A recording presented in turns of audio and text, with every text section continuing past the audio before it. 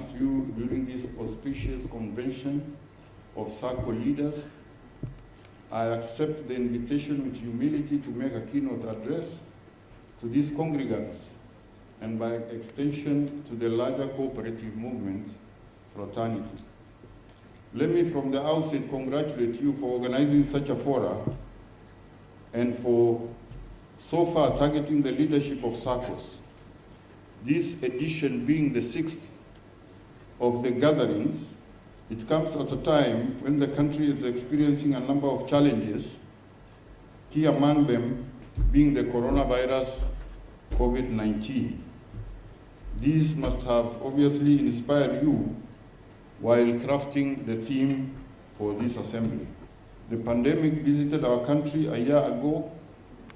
By now, we have adjusted to the new normal as prescribed by the Ministry of Health. I want to urge you to remain steadfast in observance of the health protocols. The theme for this year, SACCOs Beyond COVID-19, Accelerating Towards Recovery, is therefore timely one. The pandemic has disrupted not only the cooperative sector, but also the Kenya economy at large.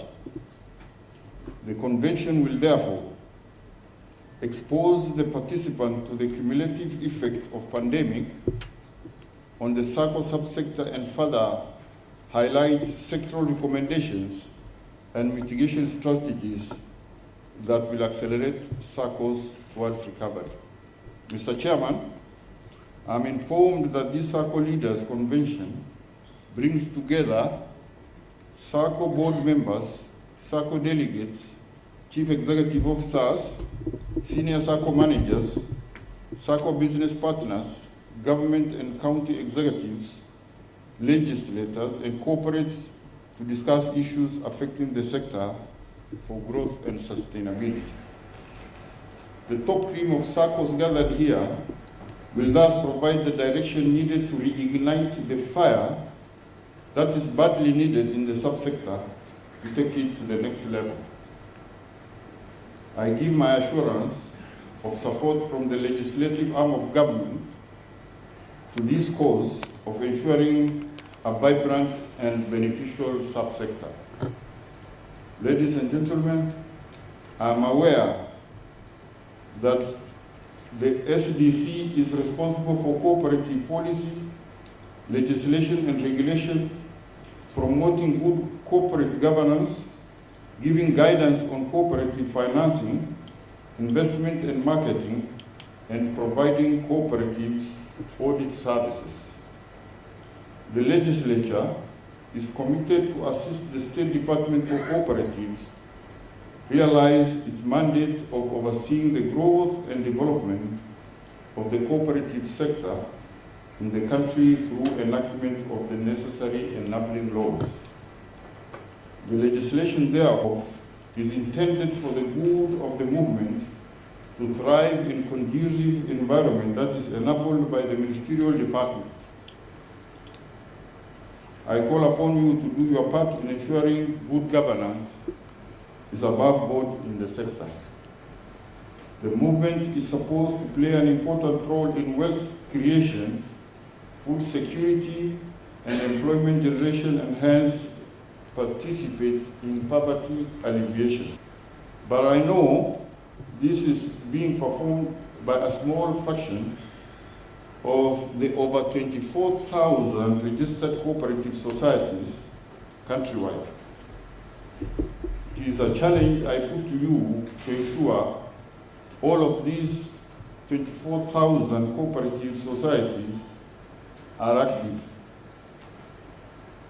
Mr. Chairman, I am aware as the Chairman of Parliamentary Committee on Trade, Industry and Cooperatives that the review of the National Cooperative Development Policy is complete.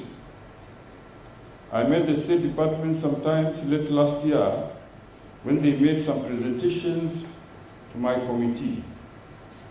The policy is now before the House and the policy will have our full support. Cusco had petitioned the Senate on the main challenges facing the SACCOs. This issue of non-remittance is really a thorn in our neck, but nothing is impossible as we are on top of things. I have been informed by the Commissioner for Cooperative Development that the non-remittance to SACCOs now stand at 3.4 billion cumulative. The biggest culprit being universities, which is at Kenya shilling 1.8 billion, followed by state corporations, which is at 857 million shillings. The department has made considerable effort in recoveries amounting to Kenya shilling 306 million. This is only 10% of the amount outstanding, which is currently at Kenya shilling 3.4 billion shillings. We will assist where necessary, particularly when it comes to matters legislative. We will continuously also engage the Treasury and the Attorney General for additional support. Ladies and gentlemen, corruption and unethical practices is a matter Parliament doesn't take lightly. While SACCO is in particular and cooperatives in general are encouraged to adopt good practices, none will escape the watch of relevant agencies on matters of governance. The necessary legislations exist for EACC and DCI to intervene and take the necessary action. I'm aware that the State Department signed an MOU with EACC in 2019 combating corruption, economic crime, and unethical practices. That understanding is expected to promote ethics and integrity. The MOU should create a mutually beneficial relationships to assist in controlling corruption, economic crime, and unethical conduct in management of affairs of the cooperative societies. Adherence to laws and regulations governing cooperatives must be observed at all times.